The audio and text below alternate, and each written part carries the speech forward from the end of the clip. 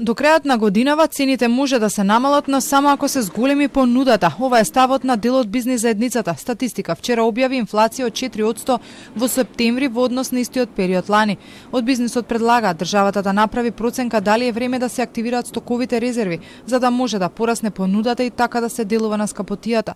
Стојат на ставот дека мерки од типот замрзнување на цени и маржи не се решение. Само на таков начин ние ќе имаме и реален пад на цените, кој ќе зголемиме понудата, и реален пад на цените, и нормално функционирање на пазарот. Иначе ние можеме со некои одлуки и да елиминираме некоја компанија, која не ќе може тие одлуки на влада за замрзнување на цените да ги издржи.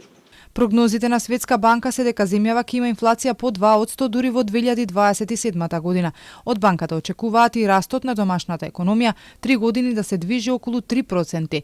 За бизнисот е загрижувачки податокот, иако се оптимисти дека може повеќе да се испорача.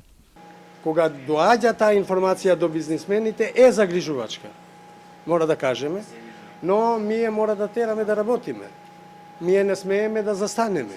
Во документот на Светска банка стои дека земјава тешко успева да ја симне инфлацијата која првично била предизвикана од трошоците за енергија, а сега од цените на храната кои тешко може да се контролираат. Од банката прогнозираат дека јавниот долг ќе биде над препорачаната граница. Укажуваат и дека наплатата на даноците е 40% под очекувањата за првата половина од годинава.